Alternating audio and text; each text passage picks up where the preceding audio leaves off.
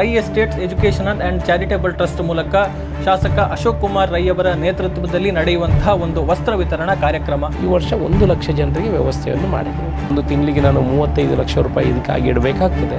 ಯಾರು ಸ್ವಂತ ದುಡ್ಡಲ್ಲಿ ಮಾಡೋರು ಈ ದಕ್ಷಿಣ ಕನ್ನಡ ಜಿಲ್ಲೆಯಲ್ಲಿ ಯಾರು ನಾನು ನೋಡಲಿಲ್ಲ. ನಾನು ಯಾರ ಹತ್ರ ಕೂಡ 1 ರೂಪಾಯಿ ಕೂಡ ಯಾರ ಹತ್ರ ಕೈ ಚಾಚಲಿಲ್ಲ. ತಮ್ಮ ಶಕ್ತಿ ಪ್ರದರ್ಶನಕ್ಕೆ ಒಂದು ವೇದಿಕೆ ಆಯಿತು. ಹೇಳುವವರು ಎಲ್ಲ ಹೇಳ್ತಾರೆ, ಶಕ್ತಿ ಪ್ರದರ್ಶನ ಮಾಡ್ತಾರೆ, ಇನ್ನೊಂದು ಮಾಡ್ತಾರೆ, ದರ್ಬಾರನ್ನು ತೋರಿಸ್ಲಿಕ್ಕೆ ಮಾಡ್ತಾರೆ, ಹಣವನ್ನು ಶ್ರೀಮಂತಿಕೆಯನ್ನು ತೋರಿಸ್ಲಿಕ್ಕೆ ಮಾಡ್ತಾರೆ. ನೀವು ಸ್ವಲ್ಪ ಮಾಡಿಯಪ್ಪ. ಇದು ಯಾವತ್ತೂ ಪಕ್ಷದ ಕಾರ್ಯಕ್ರಮ ಅಲ್ಲ, ಪಕ್ಷದ ಚಿಹ್ನೆಯ ಕೆಳಗಡೆ ಮಾಡುವಂಥದ್ದಲ್ಲ. ಇದು ರೈ ಎಸ್ಟೇಟ್ ಎಜುಕೇಷನ್ ನನ್ನ ವೈಯಕ್ತಿಕ ಕಾರ್ಯಕ್ರಮ. ಕರಾವಳಿ ಭಾಗದಲ್ಲಿ ರೆಸ್ಪಾನ್ಸ್ ಸಿಗ್ಬೋದು ಅನ್ನುವಂಥದ್ದು ತಮ್ಮ ನಿರೀಕ್ಷೆ ಇತ್ತ ಅಂತ? ನೋಡಿ, ಜನ ಇದು ಅಶೋಕ್ ರೈ ಧರ್ಮಕ್ಕೆ ಕೊಡ್ತಾರಂತ ಬರುವಂಥವರಲ್ಲ. ಇದರಿಂದ ನಿಮಗೆ ರಾಜಕೀಯದಲ್ಲಿ ಏನಾದರೂ ಒಂದು ಬೂಸ್ಟ್ ಸಿಗಬಹುದು ಅನ್ನುವಂಥ ನಿರೀಕ್ಷೆಗಳಿದೆಯಾ, ಆಸೆ ಇದೆಯಾ? ರಾಜಕೀಯದಲ್ಲಿ ಅಂತ ಹೇಳಿದ್ರೆ ನೋಡಿ, ಏನು ಕೊಡದೆ ಈಗ ಈ ಪ್ರಸ್ತುತ ಪರಿಸ್ಥಿತಿಯಲ್ಲಿ 1 ರೂಪಾಯಿ ಯಾವುದೇ ಖರ್ಚು ಮಾಡದೆ ಜನಗಳ ದುಡ್ಡನ್ನು ತಿಂದು ಡೂಪ್ಲಿಕೇಟ್ ರಾಜಕೀಯ ಮಾಡುವವರೇ ಇರೋದು. ವೀಕ್ಷಕರ ನಮಸ್ಕಾರ. ಈ ಒಂದು ವಿಶೇಷ ಕಾರ್ಯಕ್ರಮಕ್ಕೆ ತಮಗೆ ಪ್ರೀತಿಪೂರ್ವಕ ಸ್ವಾಗತವನ್ನು ಬಯಸ್ತಾ ಇದ್ದೇನೆ. ದೀಪಾವಳಿ ಸಮೀಪಿಸ್ತಾ ಇದೆ. ದೀಪಾವಳಿ ಬಂತು ಅಂತ ಹೇಳಿದ್ರೆ ಪ್ರತಿ ವರ್ಷ ಪುತ್ತೂರಿನ ವಿಚಾರಕ್ಕೆ ಬಂದರೆ ದೀಪಾವಳಿ ಹಬ್ಬದ ಸಂಭ್ರಮ ಸಡಗರ ಒಂದು ಕಡೆ ಇದ್ದರೆ, ಇನ್ನೊಂದು ಕಡೆಯಿಂದ ಇರುವಂತಹ ಸಂಭ್ರಮ ಯಾವುದು ಅಂತ ಹೇಳಿದ್ರೆ ಅದು Rai estates educational and charitable trust ಮೂಲಕ ಶಾಸಕ ಅಶೋಕ್ ಕುಮಾರ್ ರೈ ಅವರ ನೇತೃತ್ವದಲ್ಲಿ ನಡೆಯುವಂತಹ ಒಂದು ವಸ್ತ್ರ ವಿತರಣಾ ಕಾರ್ಯಕ್ರಮ. 13 ವರ್ಷಗಳ ಹಿಂದೆ ಆರಂಭಗೊಂಡಿರುವಂತಹ ಈ ಒಂದು ಕಾರ್ಯಕ್ರಮ ಮೊದಲಿಗೆ ಮನೆಯಲ್ಲಿ ಸಣ್ಣ ಮಟ್ಟಿನಲ್ಲಿ ಆರಂಭಗೊಂಡು ಆ ಬಳಿಕ ಬೃಹತ್ ಒಂದು ಕಾರ್ಯಕ್ರಮವಾಗಿ ಆಯೋಜನೆ ಆಗ್ತಾ ಬಂದಿದೆ. ಕಳೆದ 2-3 ವರ್ಷಗಳಿಂದ ನಾವು ಗಮನಿಸ್ತಾ ಇದ್ದೇವೆ. ಮೊದಲಿಗೆ ಕಿಲ್ಲೆ ಮೈದಾನದಲ್ಲಿ ಒಂದಷ್ಟು 25,000 ಮಂದಿಗೆ ವಸ್ತ್ರ ವಿತರಣೆ ಆಯಿತು. ಆ ಬಳಿಕ 50,000 ಮಂದಿಗೆ ವಸ್ತ್ರ ವಿತರಣೆಯನ್ನು ಮಾಡಿದ್ರು. ಅದಾದ ಬಳಿಕ ಕಳೆದ ಬಾರಿ 75,000ಕ್ಕೂ ಅಧಿಕ ಮಂದಿಗೆ ವಸ್ತ್ರ ವಿತರಣೆ, ಅನ್ನಸಂತರ್ಪಣೆಯ ಒಂದು ವ್ಯವಸ್ಥೆಗಳನ್ನು ಕೂಡ ಮಾಡಿದ್ರು. ಸೊ ಈ ಬಾರಿ 1,00,000ಕ್ಕೂ ಅಧಿಕ ಮಂದಿಗೆ ವಸ್ತ್ರದ ಜೊತೆಗೆ ಉಡುಗೊರೆಯನ್ನು ಕೊಡುವಂತಹ ಒಂದು ಚಿಂತನೆಯನ್ನು ಶಾಸಕ ಅಶೋಕ್ ಕುಮಾರ್ ರೈ ಅವರ ನೇತೃತ್ವದ Rai estate educational and charitable trust ಹಮ್ಮಿಕೊಂಡಿದೆ ಅನ್ನುವಂಥದ್ದು. ಸೊ ಹಾಗಿದ್ದಾಗ ಈ ಒಂದು ಸಂದರ್ಭದಲ್ಲಿ ಒಂದಷ್ಟು ಮಾತುಕತೆಗಳನ್ನು ಶಾಸಕರು ಹಂಚಿಕೊಂಡಿರುವಂಥದ್ದನ್ನು ನಾವೆಲ್ಲರೂ ಕೂಡ ಗಮನಿಸಿದ್ದೇವೆ. ಸೊ ಅಶೋಕ ಜನಮನ ಕಾರ್ಯಕ್ರಮದ ಒಂದು ಉದ್ದೇಶ ಅಥವಾ ಅದು ಬೆಳೆದು ಬಂದಿರುವಂತಹ ಹಾದಿಯ ಬಗ್ಗೆ ನಾವು ಈ ಹಿಂದೆಯೂ ಕೂಡ ಮಾತನಾಡಿದ್ದೇವೆ. ಶಾಸಕರು ನಮ್ಮ ಸ್ಟುಡಿಯೋಗೆ ಬಂದು ಕೂಡ ಮಾತನಾಡಿದ್ದಾರೆ. ಜೊತೆಗೆ ಫೋನಿನಲ್ಲೂ ಕೂಡ ಜನರ ಪ್ರಶ್ನೆಗಳಿಗೆ ಉತ್ತರವನ್ನು ಕೊಡುವಂತಹ ಕೆಲಸವನ್ನು ಮಾಡಿದ್ದಾರೆ. ನಾವು ಕೂಡ ಅನೇಕ ಸಂದರ್ಭಗಳಲ್ಲಿ ಶಾಸಕರ ಒಂದು ಮನದಾಳದ ಮಾತುಗಳನ್ನು ತಮ್ಮ ಮುಂದೆ ಇಡುವಂತಹ ಒಂದು ಪ್ರಯತ್ನವನ್ನು ಮಾಡಿದ್ದೇವೆ. ಸೊ ಈ ಬಾರಿ ಇನ್ನೊಂದಷ್ಟು ವಿಚಾರಗಳು, ಮುಖ್ಯವಾಗಿ ಶಾಸಕರು ಈಗ ಶಾಸಕರಾಗಿ ಆಯ್ಕೆಯಾಗಿ 2.5 ವರ್ಷಗಳಾಗಿದೆ. ಆಲ್ಮೋಸ್ಟ್ ಒಂದು ಅರ್ಧ ಅವಧಿಯನ್ನು ಪೂರೈಸಿದ್ದಾರೆ ಅಂತ ಹೇಳಬಹುದು 5 ವರ್ಷದ ಶಾಸಕರ ಅವಧಿಯಲ್ಲಿ. ಸೊ ಈ 2.5 ವರ್ಷದ ಒಂದು ಪಯಣದಲ್ಲಿ ಅವರು ಎದುರಿಸಿದಂತಹ ಸವಾಲುಗಳು ಏನು, ಎಲ್ಲವೂ ಕೂಡ ಅಂದುಕೊಂಡ ಹಾಗೆ ನಡೆದಿದೆಯಾ ಅಥವಾ ಏನಾದರೂ ಚಾಲೆಂಜಸ್ ಬಂದಿದೆಯಾ, ಎಲ್ಲದರ ಬಗ್ಗೆ ಕೂಡ ಮಾತನಾಡಬೇಕು. ಜೊತೆಗೆ ಜನರಲ್ಲಿರುವಂತಹ ಒಂದಷ್ಟು ವಿಚಾರಗಳು, ಕೇಳಿ ಬರ್ತಾ ಇರುವಂತಹ ವಿಚಾರಗಳ ಬಗ್ಗೆ ಕೂಡ ನಾನು ಶಾಸಕರಿಂದ ಉತ್ತರವನ್ನು ಪಡೆದುಕೊಳ್ತೇನೆ ಅಂತ ಹೇಳ್ತಾ ಶಾಸಕರನ್ನ ಕಾರ್ಯಕ್ರಮಕ್ಕೆ ಸ್ವಾಗತಿಸ್ತಾ ಇದ್ದೇನೆ. ಸರ್ ನಮಸ್ತೆ. ನಮಸ್ಕಾರ. ಬಹುಶಃ ಇನ್ನೇನು ಕೆಲವೇ ದಿನಗಳು ಬಾಕಿ ಇರುವಂಥದ್ದು, ಅಂತಿಮ ಹಂತದ ವ್ಯವಸ್ಥೆಗಳು, ಸಿದ್ಧತೆಗಳು ಕೂಡ ಆಗ್ತಾ ಇದೆ. ಬಹುಶಃ ತಾವು ಮುಖ್ಯಮಂತ್ರಿಗಳಿಗೆ ಅಧಿಕೃತವಾಗಿ ಆಹ್ವಾನವನ್ನು ಕೊಟ್ಟಿರುವಂಥದ್ದನ್ನು ಕೂಡ ನಾವು ಗಮನಿಸಿದ್ದೇವೆ. ಸೊ ಈಗ ಆಲ್ಮೋಸ್ಟ್ ಫೈನಲ್ ಸ್ಟೇಜಿನ ಸಿದ್ಧತೆ ಅಂತ ಹೇಳ್ಬೋದು. ಹೇಗಾಗ್ತಾ ಇದೆ? ಎಲ್ಲ ಸಿದ್ಧತೆಗಳು ರೆಡಿಯಾಗಿದೆ. ಸುಮಾರು 1 ಲಕ್ಷ ಜನರಿಗೆ ವಸ್ತ್ರ ವಿತರಣೆ, ಜೊತೆಗೆ ಬಟ್ಟಲು, ತಟ್ಟೆ, ಗ್ಲಾಸು ಇದನ್ನೆಲ್ಲ ಸ್ವಲ್ಪ ಕಳೆದ ವರ್ಷಕ್ಕಿಂತ ಸ್ವಲ್ಪ ಬದಲಾವಣೆ ಮಾಡಿ ಅದರ ತಯಾರಿಯನ್ನು, ಪ್ಯಾಕಿಂಗ್ ಕೆಲಸಗಳು, ಸುಮಾರು 500 ಜನ ಪ್ಯಾಕಿಂಗ್ ಕೆಲಸಗಳನ್ನೆಲ್ಲ ಮಾಡ್ತಾ ಇದ್ದಾರೆ. ಗ್ರೌಂಡಿನಲ್ಲಿ ತಯಾರಿಗಳೆಲ್ಲ ಆಗ್ತಾಯಿದೆ.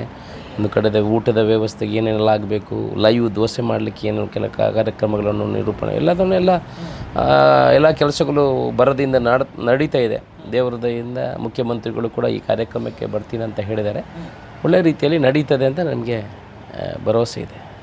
ಇದು ಆರಂಭ ಹೇಗಾಯಿತು ಅನ್ನುವಂಥದ್ದು ಈ ಒಂದು ವಸ್ತ್ರ ವಿತರಣಾ ಕಾರ್ಯಕ್ರಮ ಈಗ 13 ವರ್ಷಗಳನ್ನು ಪೂರೈಸ್ತಾ ಬಂದಿದೆ. ನೋಡಿ, ಭಾರಿ ಹಿಂದಿನಿಂದ ಇದು ನಮ್ಮ ಮನೆಯಲ್ಲಿ ಈ ದೀಪಾವಳಿಗೆ ಒಂದಷ್ಟು ಜನ ಬಡವರು ಬಂದು ಆ ದಿವಸ, ದೀಪಾವಳಿ ದಿವಸ ಅವರಿಗೆ ಇಡ್ಲಿ ತಿನ್ನಲಿಕ್ಕೆ ಏನಾದರೂ ಕೊಡುವಂಥದ್ದು, ತಲೆಗೆ ಎಣ್ಣೆ ಕೊಡುವಂಥದ್ದು, ದಾನ ಕೊಡುವಂಥದ್ದು, ಇದೆಲ್ಲ ಹಿಂದಿನಿಂದ ಬಂದಂಥ ಒಂದು ಪ್ರವೃತ್ತಿ, ಸಂಪ್ರದಾಯ. ನಾನು ಕೂಡ ಆಗ ಉದ್ಯಮವನ್ನು ಆರಂಭ ಮಾಡಿದ್ದೆ. ಆಗ ಒಂದು 25 ಜನ ನಮ್ಮ ಮನೆಗೆ ಬರ್ತಾಯಿದ್ರು. ನಾನು ನನ್ನ ತಾಯಿ ಹತ್ರ ಹೇಳಿದೆ, ಅವರಿಗೆ ಬಂದು ಇಲ್ಲಿ ಕುಣಿತವೆಲ್ಲ ಮಾಡುವಂಥದ್ದನ್ನೆಲ್ಲ ಮಾಡ್ತಾಯಿದ್ರು. ನಾವೊಂದು ಅವರಿಗೆ ಸೀರೆ ಕೊಡುವ ಅಂತ ನಾನೊಂದು ಪ್ಲ್ಯಾನ್ ಮಾಡಿ ಒಂದು 25 ಜನರಿಗೆ ವಸ್ತ್ರ ವಿತರಣೆಯನ್ನು ಮಾಡಿದೆ. ಆಗ ನನ್ನ ತಾಯಿ ಒಂದು ಮಾತು ಹೇಳಿದರು ನನ್ನ ಹತ್ರ, ನೋಡಪ್ಪ, ಈಗ 25 ಜನರಿಗೆ ನೀನು ಕೊಡ್ತೀಯಾ, ಮುಂದಿನ ದಿವಸ ಎಲ್ಲ 50-100 ಇದು ಬೆಳೀತದೆ, ಇದನ್ನು ಕೊಡಲಿಕ್ಕೆ ಸಾಧ್ಯ ಇದೆಯಾ ಅಂತ ಕೇಳಿದೆ. ನಾನು ಹೇಳಿದೆ, ದೇವರು ಎಲ್ಲಿವರೆಗೆ ಶಕ್ತಿ ಕೊಡ್ತಾನೆ.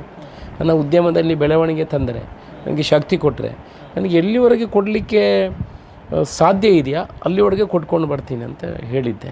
ಬಹುಶಃ ದೇವರ ದಯೆಯಿಂದ ನನ್ನ ಉದ್ಯಮ ಕೂಡ ಒಳ್ಳೆಯದಾಗಿದೆ. ಈ ಬಡವರ ಆಶೀರ್ವಾದ ಕೂಡ ನನಗೆ ಸಿಕ್ಕಿದೆ. ಉದ್ಯಮ ಬೆಳೆದಿದೆ, ಕೊಟ್ಕೊಂಡು ಬಂದಿದ್ದೀನಿ. 50, 25, 25,000, 30,000, 40,000, ಕಳೆದ ಬಾರಿ 85,650 ಜನರಿಗೆ ಕೊಟ್ಟಿದ್ದೀನಿ. ಈ ವರ್ಷ 1,00,000 ಜನರಿಗೆ ವ್ಯವಸ್ಥೆಯನ್ನು ಮಾಡಿದ್ದೀವಿ. ಕಷ್ಟ ಆಗ್ತದೆ, ಇದಕ್ಕೆ ಹಣವನ್ನು ಜೋಡಿಸಲಿಕ್ಕೆ ಬಾಕಿದ್ದಕ್ಕೆ ಕಷ್ಟ ಆಗ್ತದೆ. ಒಂದು ತಿಂಗಳಿಗೆ ನಾನು 35 ಲಕ್ಷ ರೂಪಾಯಿ ಇದಕ್ಕಾಗಿ ಇಡಬೇಕಾಗ್ತದೆ. ಈ ಒಟ್ಟು ಬಾರಿ 4 ಕೋಟಿ ರೂಪಾಯಿಯಷ್ಟು ದುಡ್ಡನ್ನು ಇದಕ್ಕೆ ಮಾಡ್ತೀನಿ. ಆದರೆ ಸಂತೋಷ ಇದೆ ಮಾಡಿದ್ರಲ್ಲಿ. ಸೊ ಅದನ್ನು ಹೊಂದಿಸ್ತಿರುವಂಥದ್ದು ಅವರ ಸ್ವಂತ ಖರ್ಚಿನಲ್ಲೇ, ಬೇರೆ ಯಾವುದೇ ರೀತಿ ನೋಡಿ ದೊಡ್ಡ ದೊಡ್ಡ ಕಾರ್ಯಕ್ರಮಗಳಾಗ್ತದೆ. ಬೇಕೆಲ್ಲ ಕಡೆ ನೀವು ನೋಡ್ತೀರಿ, ದೊಡ್ಡ ದೊಡ್ಡ ಬಂಟಿಂಗ್ ಪೋಸ್ಟರು, ಆ ಕಾರ್ಯಕ್ರಮ ಯಾವುದೇ ಕಾರ್ಯಕ್ರಮವನ್ನು ಉಲ್ಲೇಖ ಮಾಡಲಿಕ್ಕೆ ಹೋಗೋದಿಲ್ಲ. ಎಲ್ಲ ಕಲೆಕ್ಷನ್ ಮಾಡಿಕೊಂಡೇ ಮಾಡುವಂಥದ್ದು.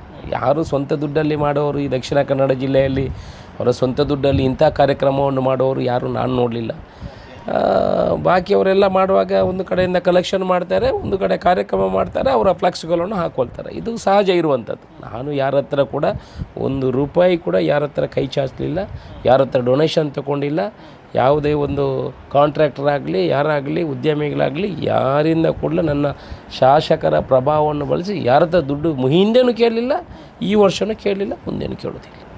ನಿಮ್ಮ ಖರ್ಚಿನಲ್ಲಿ ನನ್ನ ಸ್ವಂತ ದುಡಿಮೆ ಒಂದು ಭಾಗವನ್ನು ಬಡವರಿಗಾಗಿ ಮೀಸಲಿಟ್ಟಿದ್ದೀನಿ. ಆ ದುಡ್ಡಿನಲ್ಲಿ ಈ ಕಾರ್ಯಕ್ರಮವನ್ನು ಮಾಡ್ತಾ ಇದ್ದೀರಿ. ಓಕೆ, ಅಂದರೆ ಆರಂಭದಲ್ಲಿ ಹೇಳಿದಂಥ ಒಂದು ಬಡವರಿಗೆ ಕೊಡಬೇಕು ಅನ್ನುವಂಥದ್ದು ಒಂದು ಅದನ್ನು ಮುಂದುವರಿಸಿಕೊಂಡು ಬಂದಂಥ ಈ ಒಂದು ಕಾರ್ಯಕ್ರಮ ಆ ಬಳಿಕ ತಮ್ಮ ಶಕ್ತಿ ಪ್ರದರ್ಶನಕ್ಕೆ ಒಂದು ವೇದಿಕೆ ಆಯಿತಾ ಅನ್ನುವಂಥ ಒಂದು ಪ್ರಶ್ನೆ ಕೂಡ ಕಾಡ್ತಾ ಇದೆ. ಯಾಕಂತ ಹೇಳಿದರೆ ಅದನ್ನು ತಾವು ಶಾಸಕರಾಗಿ ಆಯ್ಕೆಯಾಗುವ ಮುನ್ನ ಒಂದಷ್ಟು 25,000ಕ್ಕೂ ಅಧಿಕ ಮಂದಿಯನ್ನು ಸೇರಿಸಿದ್ರಿ ಕಿಲ್ಲೆ ಮೈದಾನದಲ್ಲಿ ನಡೆದಂತಹ ಕಾರ್ಯಕ್ರಮ.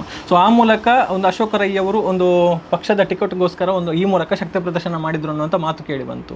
ಅದಾದ ಬಳಿಕ ಕಳೆದ ಬಾರಿ DCM DK ಶಿವಕುಮಾರ್ ಅವರು ಬಂದರು. ಅವರ ಎದುರು ಕೂಡ ಅಶೋಕ ರೈ ಅವರ ಒಂದು ಶಕ್ತಿ ಪ್ರದರ್ಶನ ಆಯಿತು. ಸೊ ಈ ಬಾರಿ CM ಅವರನ್ನು ಕರೆಸ್ತಾ ಇದ್ದಾರೆ, 1,00,000ಕ್ಕೂ ಅಧಿಕ ಮಂದಿಯನ್ನು ಸೇರಿಸ್ತಾ ಇದ್ದಾರೆ. ಈಗ ನವೆಂಬರ್ನ ಬಗ್ಗೆ ಒಂದಷ್ಟು ರಾಜ್ಯ ರಾಜಕೀಯದಲ್ಲಿ ಮಾತುಗಳು ಕೇಳಿ ಬರ್ತಾ ಇದೆ. ನವೆಂಬರ್ ಕ್ರಾಂತಿ ಅನ್ನುವಂಥದ್ದು, ಮತ್ತು ಸಚಿವ ಸಂಪುಟ ಪುನರ್ರಚನೆ, ವಿಸ್ತರಣೆ ಇತ್ಯಾದಿ ಮಾತುಗಳೆಲ್ಲ ಕೇಳಿ ಬರ್ತಾ ಇದೆ. ಸೊ ಈ ಸಂದರ್ಭದಲ್ಲಿ ಇದು ಒಂದು ತಮ್ಮ ಒಂದು ಶಕ್ತಿ ಪ್ರದರ್ಶನಕ್ಕೆ ವೇದಿಕೆಯಾ ಅಂತ ನೋಡಿ. ಇದು ಶಕ್ತಿ ಪ್ರದರ್ಶನಕ್ಕೆ ಅಂತ ಮಾಡುವಂಥದ್ದು ಅಲ್ಲ. 13 ವರ್ಷದಿಂದ ನಾನು ಮಾಡಿಕೊಂಡು ಬರ್ತಾ ಇದ್ದೇನೆ. ಸಣ್ಣ ಮಟ್ಟದಲ್ಲಿ ದೊಡ್ಡದು ಕಳೆದ ವರ್ಷ 85,000, 50,000, 60,000 ಈ ಥರ ಜನ ಬರ್ತಾನೇ ಇತ್ತು. ಇದೇನು ಶಕ್ತಿ ಪ್ರದರ್ಶನ ಅನ್ನುವಂಥದ್ದು ಏನಲ್ಲ. ಒಟ್ಟು ನಾನು ಪ್ರತಿ ವರ್ಷ ಮಾಡುವಂಥ ಕಾರ್ಯಕ್ರಮವನ್ನು ಮಾಡ್ಕೊಂಡು ಬಂದಿದ್ದೀನಿ. ನಾನು ಒಂದು ನನ್ನ ಪಕ್ಷದ ಅವರು ಮುಖ್ಯಮಂತ್ರಿ ಇದ್ದಾರೆ, ಅವರನ್ನು ಕರೆಯುವುದು ನನ್ನ ಧರ್ಮ. DCM ಉಪಮುಖ್ಯಮಂತ್ರಿ ಇದ್ದಾರೆ, ಅವರನ್ನು ಕರೆಯುವುದು ನನ್ನ ಕೆಲಸ. ಈ ಭಾಗದ ಪ್ರಮುಖರು ಯಾರಿದ್ದಾರೆ ಅವರನ್ನು ಕರೆಯುವಂಥದ್ದು ನನ್ನ ಕೆಲಸ, ನನ್ನ ಧರ್ಮ. ಅದನ್ನು ಮಾಡ್ತಾ ಇದ್ದೀನಿ. ಇದರಲ್ಲಿ ಶಕ್ತಿ ಪ್ರದರ್ಶನ ಮಾಡಿ ಏನು ಮಾಡಲಿಕ್ಕಿಲ್ಲ. ಇದು ಹೇಳುವವರು ಎಲ್ಲ ಹೇಳ್ತಾರೆ, ಶಕ್ತಿ ಪ್ರದರ್ಶನ ಮಾಡ್ತಾರೆ, ಇನ್ನೊಂದು ಮಾಡ್ತಾರೆ, ದರ್ಬಾರನ್ನು ತೋರಿಸ್ಲಿಕ್ಕೆ ಮಾಡ್ತಾರೆ, ಹಣವನ್ನು ಶ್ರೀಮಂತಿಕೆಯನ್ನು ತೋರಿಸ್ಲಿಕ್ಕೆ ಮಾಡ್ತಾರೆ. ನೀವು ಸ್ವಲ್ಪ ಮಾಡಿಯಪ್ಪ, ಅವರು ಸ್ವಲ್ಪ ಮಾಡಲಿ. ಎಷ್ಟು ಜನರ ಹತ್ರ ದುಡ್ಡಿಲ್ಲ, ಕಲೆಕ್ಷನ್ ಮಾಡಬೇಡಿ. ನೀವು ಶಕ್ತಿ ಪ್ರದರ್ಶನ ಒಂದಷ್ಟು ದುಡ್ಡು ನಮ್ಮ ಥರನೇ 5 ಕೋಟಿ ಖರ್ಚು ಮಾಡಿ 4 ಕೋಟಿ ಖರ್ಚು ಮಾಡಿ ಅಲ್ಲ, ಜನರಿಗೆ ಒಳ್ಳೇದಾಗ್ತದಲ್ಲ, ಅದನ್ನು ಮಾಡ್ಬೋದಲ್ಲ. ಯಾರಿದ್ದಾರೆ? ಯಾರೂ ಇಲ್ಲ. ದುಡ್ಡಿದ್ದವರು ಬೇಕಾದಷ್ಟು ಜನ ಇದ್ದಾರೆ, ಕೊಡೋರು ಬಿಚ್ಚೋರು ಯಾರಿಲ್ಲ. ಈಗ ಅದರಲ್ಲೂ ಕೂಡ ನಾವು ಒಂದಷ್ಟು ಹೊಸತನಗಳನ್ನು ನಾವು ಗಮನಿಸ್ತಾ ಇದ್ದೇವೆ. ಮೊದಲಿಗೆ ವಸ್ತ್ರ ವಿತರಣೆ ಆಯಿತು, ಆ ಬಳಿಕ ಅದರ ಜೊತೆಗೆ ಅನ್ನ ಸಂತರ್ಪಣೆ ಸೇರಿಕೊಂಡಿತ್ತು. ಆ ಬಳಿಕ ಕಳೆದ ಬಾರಿ ಸೀರೆ ಜೊತೆಗೆ ಬೆಡ್ಶೀಟನ್ನು ಕೂಡ ಕೊಡುವಂಥ ಕೆಲಸ ಮಾಡಿದ್ರಿ. ಈ ಬಾರಿ ವಸ್ತ್ರಕ್ಕಾಗಿ ಒಂದು ಟವಲನ್ನು ಕೊಡ್ತಾ ಇದ್ದೀರಿ. ಈ ಹಿಂದೆ ತಾವು ಸುದ್ದಿಗೋಷ್ಠಿಯಲ್ಲಿ ಉಲ್ಲೇಖ ಮಾಡಿರುವಂಥದ್ದು. ಜೊತೆಗೆ ಈಗ ಸ್ಟೀಲ್ ತಟ್ಟೆ, ಲೋಟ ಇತ್ಯಾದಿಗಳನ್ನು ಕೊಡ್ತಾ ಇದ್ದೀರಿ. ಸೊ ಈ ಬದಲಾವಣೆಗಳನ್ನು ಹೇಗೆ ಮಾಡಿಕೊಂಡು ಬಂದು? ಯಾಕೆ ಅಂತ ಹೇಳಿದ್ರೆ ನೋಡಿ, ಈ ಹಿಂದೆ ಕೊಟ್ಟ ಸೀರೆ ಏನಿದೆ ತುಂಬ ಜನರ ಹತ್ರ ಇದೆ. ವರ್ಷಕ್ಕೆ ನಾವು ಕೊಡ್ತೀವಿ. 1 ವರ್ಷಕ್ಕೆ ಅದು ಹೋಗೋದಿಲ್ಲ, ಒಳ್ಳೆಯ ಸೀರೆ ಇದೆ. ಆನಂತರ ಬೆಡ್ಶೀಟ್ ಕೊಟ್ಟಿದೆ ಅಂತ ಯಾಕೆಂದರೆ ಮಕ್ಕಳು ಬರ್ತಾರೆ, ಪುರುಷರು ಬರ್ತಾರೆ. ಬೆಡ್ಶೀಟ್ ಎಲ್ಲ ನಾವು ಅದಕ್ಕಾಗಿ ಹೋಗಿ ಖರ್ಚು ಮಾಡಿ ತಗೊಳ್ಳುವಂಥದ್ದು ಕಡಿಮೆ. ಹಳೆಯ ಬೆಡ್ಶೀಟನ್ನೇ ಹಾಕ್ಕೊಳ್ಳುವಂಥದ್ದು, ಕೆಲವು ಬೆಡ್ಶೀಟೇ ಇಲ್ಲದೆ ಮಲಗುವಂಥದ್ದು. ಅದಕ್ಕೆ ಆ ಕಾನ್ಸೆಪ್ಟನ್ನು ಒಂದು 2-3 ವರ್ಷ ಮಾಡಿದ್ವಿ. ಎಲ್ಲರ ಮನೆಯಲ್ಲಿ ಬೆಡ್ಶೀಟ್ ಆಗಿದೆ. ಇನ್ನು ನಾವು ಒಂದು ಮನೆಗೆ 5 ಜನ ಬಂದರೆ 5 ಜನರಿಗೆ ಕೊಡ್ತೀವಿ, 10 ಜನ ಬಂದರೆ 10 ಜನರಿಗೆ ಕೊಡ್ತೀವಿ. ನೀವೊಂದು ಮಿಕ್ಸಿ ಕೊಟ್ಟಿದೆ ಅಂತ ತಿಳ್ಕೊಳ್ಳಿ, ಅಲ್ಲ ಬೇರೆ ಏನಾದರೂ ಕುಕ್ಕರ್ ಕೊಟ್ಟಿದೆ ಅಂತ ತಿಳ್ಕೊಳ್ಳಿ. ಆ 10 ಕುಕ್ಕರನ್ನು ತೊಗೊಂಡೋಗಿ ಏನು ಮಾಡ್ತಾನೆ? ನಾವು ಕೊಡುವಂಥ ವಸ್ತುಗಳು ಆ ಮನೆಯ ಎಲ್ಲರಿಗೆ 5 ಜನರು ಬಂದರೆ 5 ಜನರಿಗೆ ಉಪಯೋಗ ಹೋಗುವಂಥದ್ದು ಇರಬೇಕು. ಅದಕ್ಕಾಗಿ ಇಂಥ ವಸ್ತುಗಳನ್ನು ಸಿಲೆಕ್ಟ್ ಮಾಡ್ತೀವಿ. ಅಂದರೆ ಬಟ್ಟೆ ಇದು ತಟ್ಟೆ ಎಲ್ಲ ಕೊಟ್ಟರೆ ಅದು ಹಿಂದೆ ತಗೊಂಡು ಬಂದಿರೋದಿರ್ತದೆ, ಇಲ್ಲದ್ರೆ ಗೆಸ್ಟ್ ಬರುವಾಗ ಉಪಯೋಗ ಮಾಡಲಿಕ್ಕೆ ಆಗ್ತದೆ. ಅದು ದಿನ ಬಳಕೆಗೆ ಉಪಯೋಗವಂಥ ವಸ್ತು. ಟೆವಲ್ ಕೊಡ್ತೇವೆ, ಡೈಲಿ ಟೆವಲು ಯೂಸ್ ಆಗ್ತದೆ ನಮ್ಮ ಮೈ ಒರೆಸಲಿಕ್ಕೆ ಒಳಗೆ. ಹಾಗೆ ಸಾಮಾನ್ಯ ಜನರಿಗೆ ಬಳಕೆಯಾಗುವಂಥದ್ದು, ಮನೆಗೆ ಉಪಯುಕ್ತವಾದಂಥ ವಸ್ತುಗಳನ್ನು ಕೊಡಲಿಕ್ಕೆ ಪ್ರಯತ್ನವನ್ನು ಮಾಡ್ತೀವಿ. ಸೊ ಸೊ ಈಗ ಈ ಟೋಟಲ್ ಒಟ್ಟು ಕಾರ್ಯಕ್ರಮ ಇದು ಪಕ್ಷದ ಕಾರ್ಯಕ್ರಮ ಅಲ್ಲ, ಇದು ರೈ ಎಸ್ಟೇಟ್. ಇದು ಯಾವತ್ತೂ ಪಕ್ಷದ ಕಾರ್ಯಕ್ರಮ ಅಲ್ಲ, ಪಕ್ಷದ ಚಿಹ್ನೆಯ ಕೆಳಗಡೆ ಮಾಡುವಂಥದ್ದಲ್ಲ. ಇದು ರೈ ಎಸ್ಟೇಟ್ ಎಜುಕೇಷನ್ ನನ್ನ ವೈಯಕ್ತಿಕ ಕಾರ್ಯಕ್ರಮ. ಬಡವರಿಗಾಗಿ ಮಾಡ್ತೇನೆ. ಬಡವರು ನನ್ನ ಟ್ರಸ್ಟಲ್ಲಿ ಸುಮಾರು 30,000 ಜನರವರೆಗೆ ಬೇರೆ ಬೇರೆ ಪ್ರಯೋಜನವನ್ನು ಪಡ್ಕೊಂಡವರಿದ್ದಾರೆ. ಇದಕ್ಕೆ ಯಾವುದೇ ಅಡ್ವರ್ಟೈಸ್ಮೆಂಟ್ಗಳು 4 ಫ್ಲೆಕ್ಸ್ ಹಾಕೋದು ಬಿಟ್ಟರೆ ಬೇರೆ ಯಾವುದಿಲ್ಲ. 1 ಲಕ್ಷ ಜನ ಸೇರಿಸಬೇಕಿದ್ರೆ ಎಷ್ಟು ಕಷ್ಟ ಇದೆ ನಿಮಗೆ ಗೊತ್ತಿದೆ. 1 ಲಕ್ಷ ಜನ ಒಮ್ಮೆ ಯಾರಾದರೂ ಸೇರಿಸಿ ನೋಡಲಿ, ಯಾರು ಹೇಗೆ ಬರ್ತಾರೆ ಅಂದರೆ ನಮ್ಮಲ್ಲಿ 30,000 ಜನ ನಮ್ಮಲ್ಲಿ ಪ್ರಯೋಜನ ಪಡ್ಕೊಂಡವ್ರು ಬಂದು, ನಾವು ಪಾಸ್ ಕೊಟ್ಟವರು, ಶೀಟ್ ಕೊಟ್ಟವರು, ಟ್ರೇಡಿಂಗ್ ಮಿಷಿನ್ ಕೊಟ್ಟವರು, ಕಲ್ಲು ಕೊಟ್ಟದ್ದು, ಬ್ಲಾಕ್ ಕೊಟ್ಟದ್ದು, ಸಿಮೆಂಟ್ ಶೀಟ್ ಕೊಟ್ಟದ್ದು, ಇವರೆಲ್ಲ ಸೇರಿ ಬೇರೆ ಬೇರೆ ಪ್ರಯೋಜನವನ್ನು ಪಡ್ಕೊಂಡು ಮನೆ ಕಟ್ಟಿಕೊಟ್ಟಿದ್ದೀವಿ. 100 ಮನೆ ಕಟ್ಟಿಕೊಟ್ಟಿದ್ವಿ.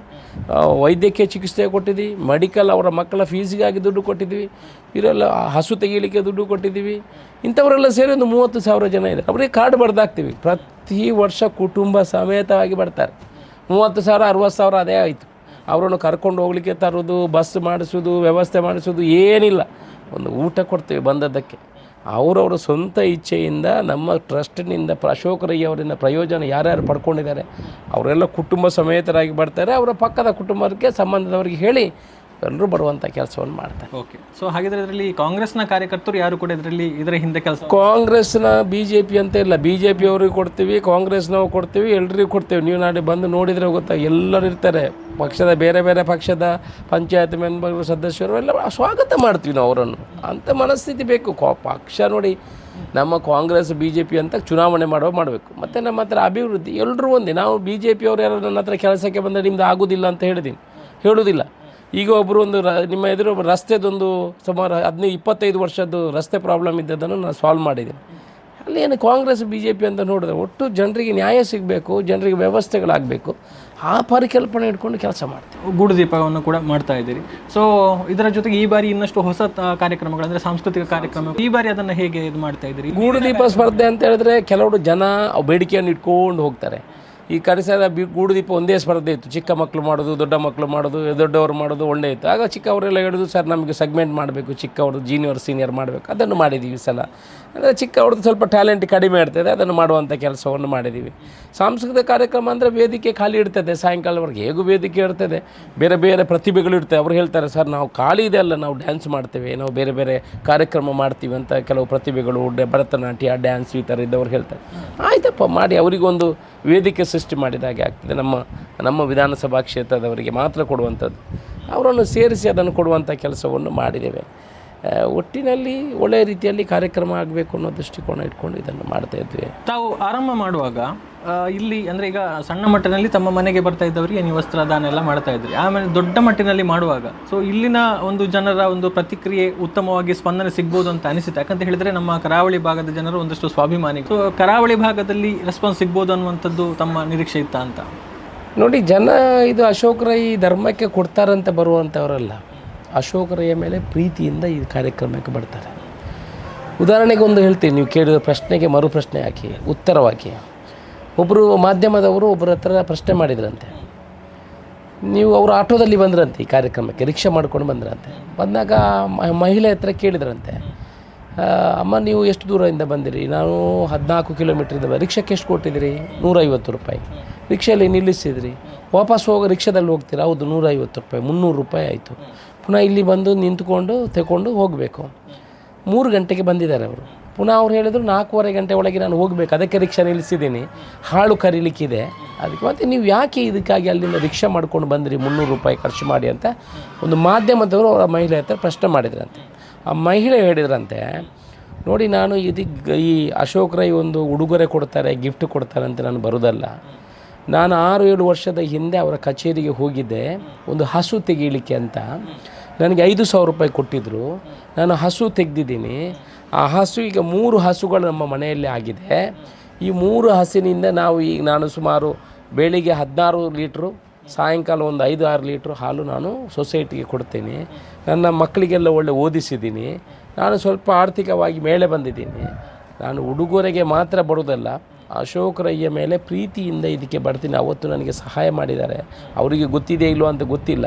ನಾನು ಎಷ್ಟು ವರ್ಷ ನಾನು ಜೀವದಲ್ಲಿದ್ದೇನೆ ಅಷ್ಟು ವರ್ಷ ಅವರ ಕಾರ್ಯಕ್ರಮಕ್ಕೆ ಬರ್ತೀನಿ ಅನ್ನೋ ವಿಚಾರ ಒಂದು ಮಾಧ್ಯಮದವರ ಹತ್ರ ಒಬ್ಬರು ಅದಕ್ಕೆ ನಾನು ಉಲ್ಲೇಖ ಮಾಡಿರುವಂಥದ್ದು. 30,000 ಕುಟುಂಬಗಳಿಗೆ ನಾವು ಸಹಾಯ ಮಾಡಿದ್ದೇವೆ. ಆ 30,000 ಕುಟುಂಬಗಳು ಅವರು ಅವರ ಸಂಬಂಧಿಕರು ಈ ಕಾರ್ಯಕ್ರಮಕ್ಕೆ ಬರ್ತಾರೆ. ಯಾರು ಊಟಕ್ಕಿಲ್ಲ, ಯಾರು ಉಡುಗೊರೆಗಾಗಿ ಬರುವಂಥವರೆಲ್ಲ ಸ್ವಾಭಿಮಾನ ನಮ್ಮ ಜನ ಅವರು ಪ್ರೀತಿಯಿಂದ ಬರ್ತಾರೆ. ಅಶೋಕ್ ರಯ್ಯ ಈ ಕಾರ್ಯಕ್ರಮಕ್ಕೆ ಹೊರತು ಉಡುಗೊರೆ ಸಿಗ್ತದೆ ಅಂತ ಬರುವಂಥವ್ರು ಅಲ್ಲ. ಅವರನ್ನು ನಾವು ಸ್ವೀಕಾರ ಮಾಡ್ತೀವಿ. ಅವರ ಪ್ರೀತಿ ಇದು ನಮ್ಮ ಬಾಂಧವ್ಯ ಒಂದು ಉಡುಗೊರೆಗೆ ಸೀಮಿತ ಅಲ್ಲ. ನಾವು ಅವರಿಗೆ ಬೇರೆ ಬೇಕಾಗುವಂಥ ವ್ಯವಸ್ಥೆಗಳನ್ನು ಮಾಡಿಕೊಡೋದು, ಅವ್ರ ಮಕ್ಕಳಿಗೆ ವಿದ್ಯಾಭ್ಯಾಸ ಬಾಕಿದಿರಲಿ, ಯಾವುದೇ ಕಷ್ಟಗಳಿಗೆ ಆ ಕುಟುಂಬಗಳಿಗೆ ಸ್ಪಂದನೆ ಕೊಡುವಂಥ ಕೆಲಸವನ್ನು ಮಾಡ್ತೀವಿ. ವರ್ಷದಿಂದ ವರ್ಷಕ್ಕೆ ಒಬ್ಬರಿಗೆ ಸಹಾಯ ಮಾಡಿ ನಮ್ಮ ಸದಸ್ಯತ್ವವನ್ನು ಹೆಚ್ಚು ಮಾಡಿಕೊಂಡು ನೀವೊಂದು ಜನವನ್ನು ಸೇರಿಸ್ತೀರಿ ಅಥವಾ ಅಷ್ಟು ಜನ ಬರ್ತಾರೆ, ಎಲ್ಲ ಒಂದು ಅನ್ನ ಊಟವನ್ನು ಸ್ವೀಕಾರ ಮಾಡ್ತಾರೆ, ಉಡುಗೊರೆಗಳನ್ನ ತಗೊಂಡು ಹೋಗ್ತಾರೆ, ವಸ್ತ್ರ ತಗೊಂಡು ಹೋಗ್ತಾರೆ. ಹೌದು. ಆದರೆ ನೀವು ಪರ್ಸನಲ್ ಆಗಿ ನಿಮಗೆ ಆ ಒಂದು ಕಾರ್ಯಕ್ರಮವನ್ನು ನೋಡಿದಂಥ ಬಳಿಕ ಆವತ್ತು ಸಂಜೆ ಅಥವಾ ಆವತ್ತು ರಾತ್ರಿ ಏನು ಅನಿಸುತ್ತೆ ನಿಮಗೆ ಪರ್ಸನಲ್ ಆಗಿ? ಈ ಕಾರ್ಯಕ್ರಮಕ್ಕೆ ನಾನು 2 ತಿಂಗಳಿಂದ ತಯಾರಿಯನ್ನು ಮಾಡ್ತೇನೆ. 4 ಕೋಟಿ ಖರ್ಚು ಮಾಡ್ತೇನೆ. ಹಣ ದುಡ್ಡು ನಾನು ಹೇಳಿದಾಗೆ ದುಡ್ಡು ಹೆಚ್ಚು ಇದ್ದು ಆಡಂಬರಕ್ಕಾಗಿ ಮಾಡೋದಲ್ಲ. ಇದೆಲ್ಲ ಮಾಡಿದ ನೋಡಿ. ಯಾರಿಗಾದರೂ 1 ಲಕ್ಷ ಜನ ಸೇರಿಸಲಿಕ್ಕೆ ಈ ದಕ್ಷಿಣ ಕನ್ನಡ ಜಿಲ್ಲೆಯಲ್ಲಿ ಸಾಧ್ಯ ಇದೆಯಾ? ಯಾರು ಪ್ರಯತ್ನ ಮಾಡಿದರೆ ನೀವು ಹೇಳಿ. ನಾನು ನಿಮಗೆ ಬರೆದು 8 ಗಂಟೆಗೆ ಕೌಂಟ್ ಕೊಡ್ತೀನಿ ಎಷ್ಟು ನಾವು ವಸ್ತ್ರದಾನವನ್ನು ಮಾಡಿದ್ದೀವಿ ಅಂತ, ಎಷ್ಟು ಜನ ಬಂದಿದ್ದಾರೆ. ಯಾರಿಗಾದರೂ ಮಾಡಲಿಕ್ಕೆ ಸಾಧ್ಯ ಇದೆಯಾ? ಮಾಡ್ತಾರೆ, ಕೆಲವರು ಪ್ರಯತ್ನ ಮಾಡ್ತಾರೆ, ಯಾರಿಂದ ಆಗೋದಿಲ್ಲ, ಮಾಡಲಿಕ್ಕೆ ಆಗೋದಿಲ್ಲ. ಎಷ್ಟೆಷ್ಟೋ ಈ ದೇಶದ ದೊಡ್ಡ ದೊಡ್ಡ ಜನಗಳು, ದೊಡ್ಡ ದೊಡ್ಡ ಪ್ರಭುಗಳು ಬಂದರೆ 25,000 ಜನ ಸೇರಿಸಲಿಕ್ಕೆ ಆಗೋದಿಲ್ಲ ಸ್ವಾಮಿ. ನಾನು ಇದೇ ಅಲ್ಲ ರಾಜಕೀಯದಲ್ಲಿ, ನಾವು 20,000 ಜನ ಸೇರಿಸಿ 60,000 ಅಂತ ಹೇಳೋದು, ಕಂಜೆಸ್ಟೆಸ್ ಎಲ್ಲ ಮಾಡೋದು. ಇಲ್ಲಿ ಆಗಲ್ಲ. ನಾವು ಆಗಲಾಗಲ್ಲ ಮಾಡಿ ಇವತ್ತು ಪೊಲೀಸ್ ರಿಪೋರ್ಟ್ ಬಂದಿದೆ, 1 ಲಕ್ಷದಿಂದ ಮೇಲೆ ಜನ ಬರ್ತಾರೆ, ಜಾಗೃತಿ ಮಾಡಬೇಕು, ಬ್ಯಾರಿಕೇಡ್ ಹಾಕಬೇಕು, ಕಂಜೆಸ್ಟ್ ಇದು ಮಾಡಬೇಕು, ಎಲ್ಲ ವ್ಯವಸ್ಥೆಗಳನ್ನು ದೂರ ದೂರ ಮಾಡಬೇಕು, ಓಪನ್ ಇಡಬೇಕು, ಯಾವುದು ಕ್ಲೋಸ್ ಮಾಡಬಾರ್ದು, ಈ ಥರ ಮಾಹಿತಿಗಳು ನಮಗೆ ಬರ್ತಾ ಇದೆ. ಸೊ ಇದಕ್ಕಿಂತ ದೊಡ್ಡ ಧನ್ಯತಾ ಭಾವ ಏನು ಬೇಕು ಸ್ವಾಮಿ? ಏನು ಖರ್ಚು ಮಾಡ ಬಸ್ ಇಲ್ಲ, ಏನಿಲ್ಲ, ಜನರ ಪ್ರೀತಿ ವಿಶ್ವಾಸ.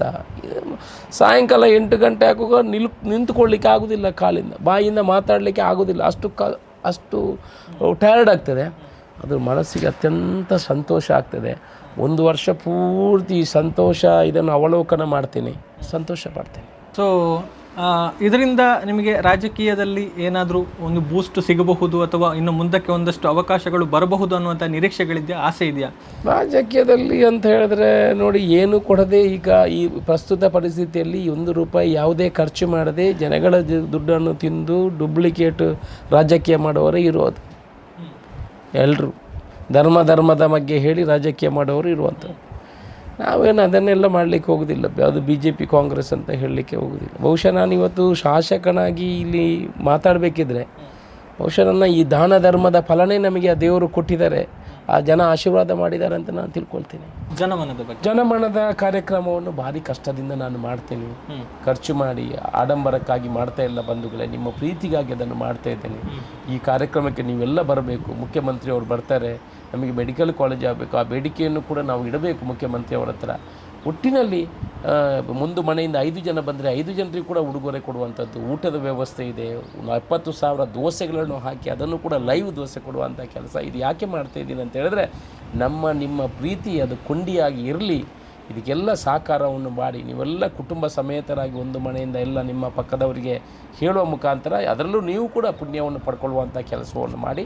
ಸೋಮವಾರ ಜೂನಿಯರ್ ಕಾಲೇಜಿನ ಗ್ರೌಂಡ್ನಲ್ಲಿ ಬೆಳಿಗ್ಗೆ 9:30 ಗಂಟೆಯಿಂದ ಆರಂಭ ಆಗ್ತದೆ. ತಾವೆಲ್ಲ ಈ ಕಾರ್ಯಕ್ರಮಕ್ಕೆ ಬಂದು ಯಶಸ್ವಿ ಮಾಡಿಕೊಡಬೇಕಂತ ನಿಮ್ಮ ಹತ್ರ ವಿನಂತಿ ಮಾಡ್ಕೊಳ್ತೀನಿ. ಸುದ್ದಿ ಚಾನಲ್, ಕ್ಷಣ ಕ್ಷಣದ ಸುದ್ದಿಗಾಗಿ. That's my gadget. Let's go have some fun then.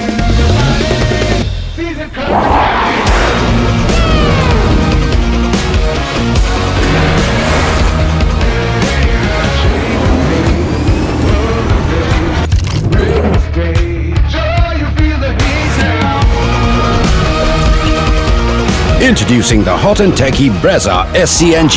Cool new SCNG tech for a cool new generation.